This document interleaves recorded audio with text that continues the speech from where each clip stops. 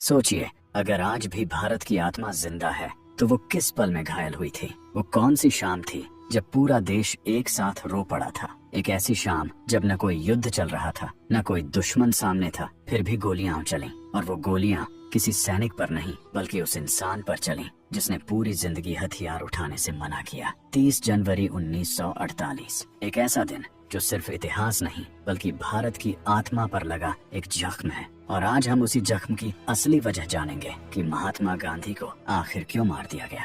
30 जनवरी 1948, दिल्ली की सर्द शाम। सूरज ढल चुका था। बिड़ला हाउस के बगीचे में हल्की सी चहल पहल थी। लोग प्रार्थना सभा के लिए इकट्ठा हो रहे थे। तभी सफेद धोती, शॉल ओढ़े एक दुबला पतला बूढ़ा व्यक्ति अपने हाथ जोड़कर धीरे धीरे आगे बढ़ रहा था। वही व्यक्ति जिसने बिना हथियार के एक साम्राज्य को झुका दिया, वही जिसने अहिंसा को ताकत बना दिया, और वही व्यक्ति जिसे कुछ ही सेकंड में हमेशा के लिए चुप करा दिया जाना था। 3 गोलियां, 3 आवाजें, और भारत की आत्मा जैसे वहीं गिर पड़ी। लेकिन सवाल ये है, जिस इंसान को राष्ट्रपिता कहा गया, उसकी हत्या आखिर क्यों कर दी गई। यह कहानी सिर्फ एक हत्या की नहीं है। यह कहानी है नफरत, डर, राजनीति, धर्म और टूटते हुए भारत की।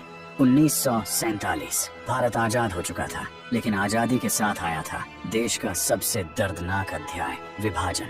एक तरफ भारत, दूसरी तरफ पाकिस्तान, और बीच में करोड़ों बेगुनाह लोग। रेलें लाशों से भरकर आ रही थीं, गांव के गांव चल रहे थे, पड़ोसी पड़ोसी का दुश्मन बन चुका था। हिंदू मुस्लिम दंगे पूरे उत्तर भारत को निगल रहे थे। इन हालातों में महात्मा गांधी का सपना टूट रहा था। वे जिस भारत की कल्पना करते थे वह अहिंसा और भाईचारे पर टिका था, लेकिन जमीन पर खून बह रहा था। गांधी जी ने वही किया जो वे हमेशा करते आए थे, उपवास। उनका मानना था कि अगर वे दुख सहेंगे तो शायद लोगों का दिल पिघलेगा। दिल्ली, कोलकाता, नोआखाली, हर जगह वे शांति की अपील कर रहे थे, लेकिन यहीं से कई लोगों की नाराजगी शुरू हो गई। गांधी जी का एक फैसला बहुत विवादित बन गया, पाकिस्तान को 55 करोड़ रुपए देने का समर्थन।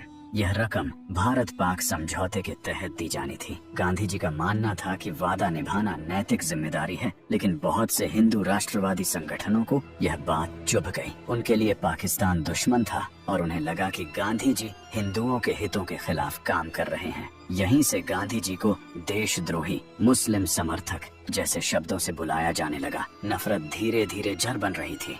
अब कहानी में आता है एक नाम, नाथूराम विनायक गोडसे, एक पढ़ा लिखा तेज दिमाग वाला व्यक्ति, आरएसएस और हिंदू महासभा से जुड़ा हुआ। उसका मानना था कि गांधी जी की अहिंसा ने हिंदुओं को कमजोर बना दिया। गोडसे को लगता था कि गांधी जी ने पाकिस्तान का समर्थन किया, उन्होंने मुसलमानों के सामने हिंदुओं को झुकाया और उन्होंने भारत को टुकड़ों में बांटने दिया।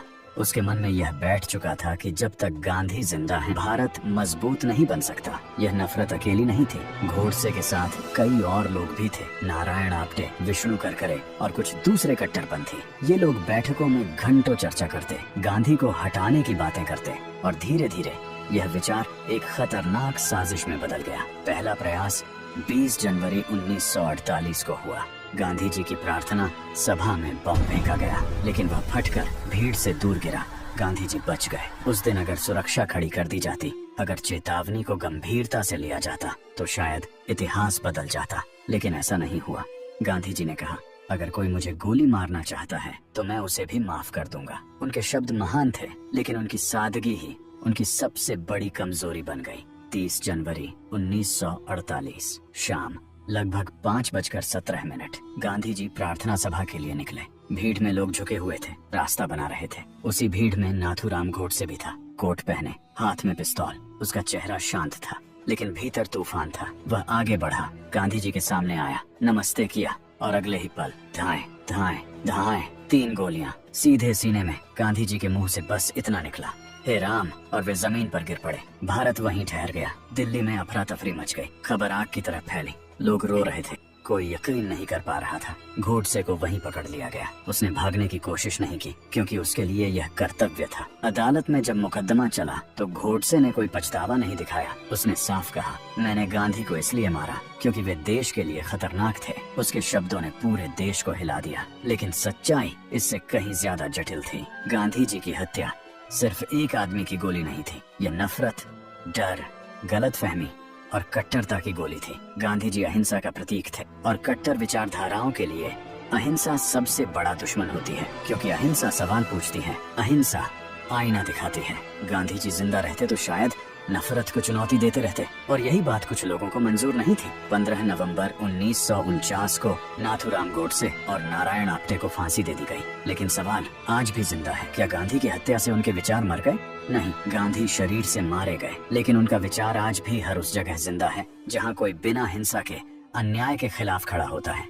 गांधी की हत्या हमें यह सिखाती है कि देश सिर्फ जमीन से नहीं बनता, विचारों से बनता है, और जब नफरत विचारों पर हावी हो जाती है तो गोलियां उछलती हैं। 30 जनवरी 1948 यह दिन सिर्फ एक हत्या की तारीख नहीं, यह चेतावनी है कि अगर हमने इतिहास से नहीं सीखा तो इतिहास खुद को दोहरा सकता है। क्योंकि गांधी को गोली मारने वाला एक आदमी था, लेकिन उस गोली को ताकत देने वाली नफरत कई लोगों के दिलों में थी।